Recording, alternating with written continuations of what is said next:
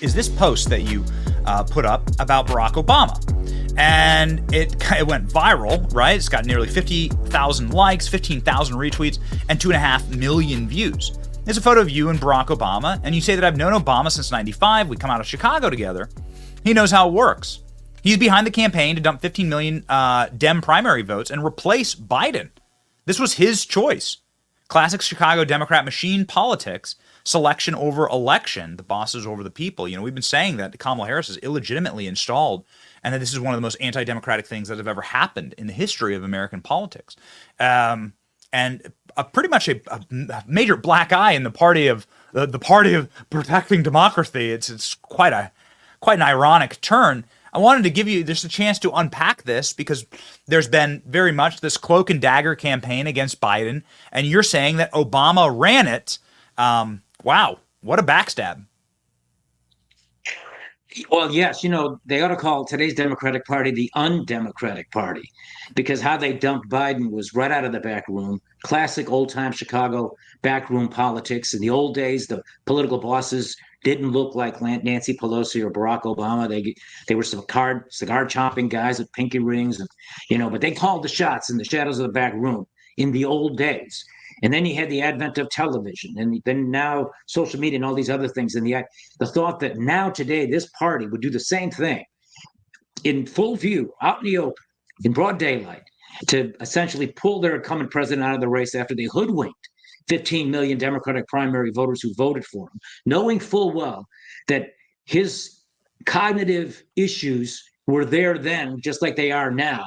And the only reason they did it was because they looked at the polling after that, the disastrous debate he had with President Trump. And so for political expediency, not for doing what's right for the people, they decided to get together in the back room and do what they did and how they did it and get Biden thrown off the ticket. Now what's going to happen, Benny, is they have a candidate who the more you see her, the more you don't like her. The more you see her, the more you realize she's just not up to the job. The more you see her, the more you realize she's a mile wide and about an inch thick. There's no substance to her. And she's malleable and moldable. And they're just going to hide her, is what they're going to do.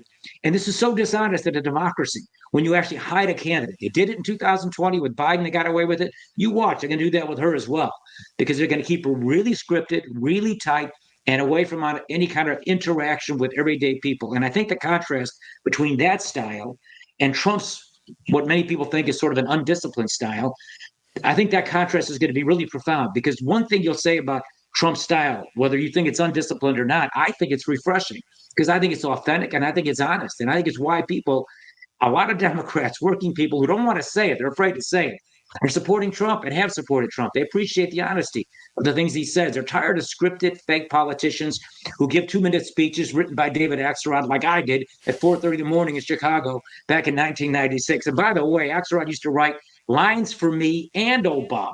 And when Obama ran for president years later, because he worked for both of us, I would recognize some of these lines and I'd say, hey, wait a minute, I said that 4 years ago. Axelrod wrote me that line 4 years ago. Obama was using it in 2008. So this entire Kamala moment is completely manufactured by Obama, and this decision was made by Barack Obama. Do you have any insights, since you know the entire team, do you have any insights as to how they eventually manipulated Biden into stepping down? Oh, yes, I do. They basically used the stick and the carrot, more stick than carrot. And behind the scenes, using third parties, dispatching them to Biden and to his wife, probably to his son, and maybe his brother, people close to him, top aides. They threatened him. I mean, they've known Biden for as long as they have. Obama knows him better than anybody else in politics, because in order to be his running mate, the Obama team had to vet him. So they've done all kinds of opposition research on Biden. Biden has not just a few skeletons in the closet, because he's been there for so long, since 1973. He's got many skeletons in many closets. They know it, and they went to him, and they told him stuff. And they basically said, if you don't get out, we're going to drop dimes on you. We're going to leak this to the media, that we've now been able to persuade that they think that you're no longer qualified to be president. 2 weeks before you were, but now you're not. We control them, and they work for us. And so they pressured him. And they probably said, look, but if you get out, here's certain things we'll do to make your landing soft. And so they probably offered him some carrot as well. This is how it's worked. This is how they do it.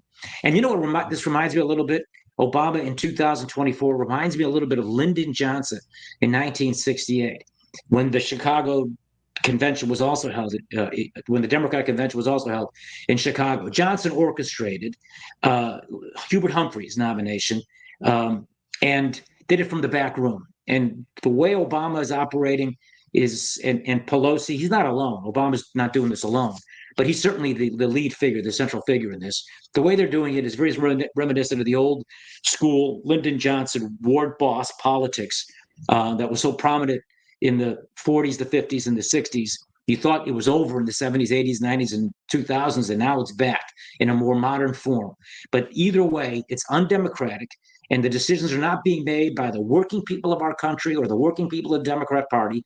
They're being made by Obama and others from the back room. That's incredible. Yes, not a single person has voted for Kamala Harris. Kamala Harris has received 0 votes, won 0 debates to be president, and had a campaign that failed spectacularly, didn't even make it to Iowa, came in 5th in her home state of California. She was selected, not elected, as you say. So I saw this and I thought, this is a little silly. You're saying they actually brought in the Oppo file, put it down on the desk in front of Biden, and said it'd be a real shame if NBC News got this piece of information about your family. You're saying they did that? Yes, I do. I say they did that several times, and whether they did it directly through the use of third parties, and it wasn't just limited to NBC News. They share it with ABC, CBS, CNN, and all the others. Yes, of course, I believe that. What other reason would Biden have to step out? Right now, what he's just done, he's made himself a historic figure. He'll be remembered now for a guy who should have really not been president at all. He's admitted by his action that he's not qualified to be president. He's not capable of handling the job. What other reason would Biden have to get out, except that he was pressured and they told him basically they were going to withdraw the support? Now, had Biden had the backbone of, let's say, a Donald Trump, and I'm going to throw humility away, or me, who never gave in to the Democrat bosses who were trying to push me out when I was falsely accused by weaponized prosecutors of things that weren't crimes, conversations that were started by Obama in 2008. They criminalized it when I talked about it, but he went to the White House for 8 years and I fought back. They threw my ass in prison for 8 years after 2 trials and fake jury instructions to criminalize legal things. I'm sorry to keep going back to that, but it was a hard, long journey. But I saw what they did to me. And right away, when they realized that I wasn't going to flip on Obama, they went to him the next day and made a deal. And he sold me out. And the whole Democrat establishment came down on me for things that were so obviously not crimes. They should have been supporting their Democratic governor. Instead, they ran because I became a political problem for Obama. And anyway, it's a long story. I'm writing a book about that. But I recognize that he did Biden because it happened to me with a lot of these Democrats and, who were in power back then. In fact, all of them. And so, no, this is how they do it, because that's what they did to me. They came to me with all kinds of threats, and they also came to me through back channels with all kinds of offers that would have made things for me a lot better, my family a lot better, if I simply played ball and did what they wanted me to do, which I wouldn't do because I broke no laws and I wasn't going to sell out the people who elected me or sell out the Constitution or the rule of law, because the fake charges against me were a direct assault on the rule of law and the Constitution. So I stood up, fought back. I sent a person to the United States Senate against the objection of every Democratic U.S. senator, including Hillary Clinton, Joe Biden, and all the others. And they'd warned me that if I did that, I'd be out in 6 weeks. And that's one campaign promise they actually kept. So you're saying that the same machine, it's remarkable because I, of course, know the story, but I haven't put them together. And it's now just so clear to me. The same machine that got Biden out came down on you. And so you've seen the intricacies and the teeth of the Obama machine and how this is being run effectively to get what they want extrajudiciously and against the will of the people. My troubles began on election night when Obama won the election in 2008. It was a historic night, magical, in Chicago, Grant Park, hundreds of thousands of people there. First Black president, big event in American history. Prominent political figures who were all backstage. The governor of Illinois was certainly there. I was the first governor to endorse Obama. And I was approached by a union boss who was close to both Obama and me, who came up to me and he said, Barack called me last night. He would like Valerie Jarrett to be the senator, wants to know what you want. Can I call you tomorrow, come and see you, and see if we can put something together and make a deal. Basically, that's what he said. So it was horse trading. It wasn't illegal. And so the next day, I mentioned that to my staffers. We begin the process of thinking, what kind of deal can we make? So I'm throwing out all kinds of ideas. They arrested me on this. They lied. And then they went to Obama the very next day. And when they wanted me to say Obama was trying to buy something I was willing to sell, when I told them, look, I wasn't selling anything. He wasn't buying anything. This is just politics. When he was told Obama that this was the dynamic, they made a deal. And the deal basically was, you leave us alone. You let us stay in here as the U.S. attorneys, because new presidents always pick new U.S. attorneys. But these guys got to stay. So you stay in here. We'll leave you alone, but you don't lift a finger to help this guy. And so that's what happened. And, they didn't convict me on their fake charges at a first trial. They then tried to offer me 18 months if I would plead guilty to non-crimes. I wouldn't do it. And then they just tried me a second time and just moved the line and criminalized legal things. The exact same thing they did to Trump in New York with fake jury instructions.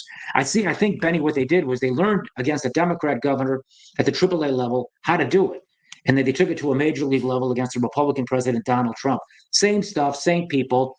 Fitzgerald was the U.S. attorney in my case. He's tight with Comey. Same ones who did this stuff with President Trump, Mueller, all of them. They're all part of the same thing.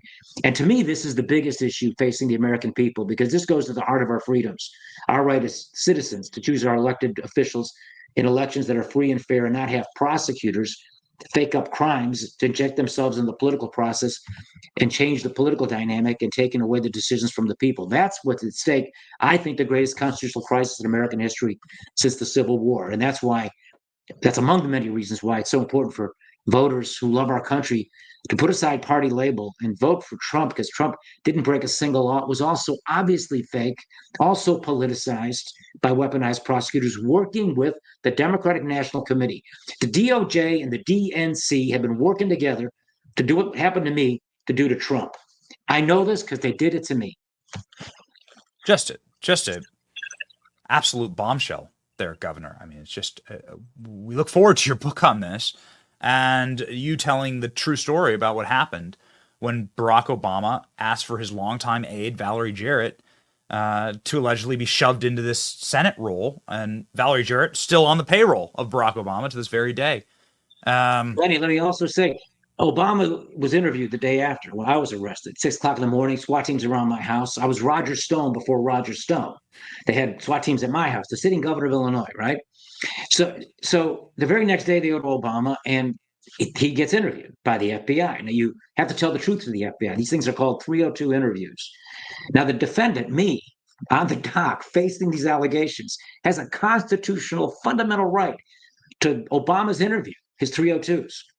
And they never gave it to us. They would never allow it. My lawyers kept trying, filed motions.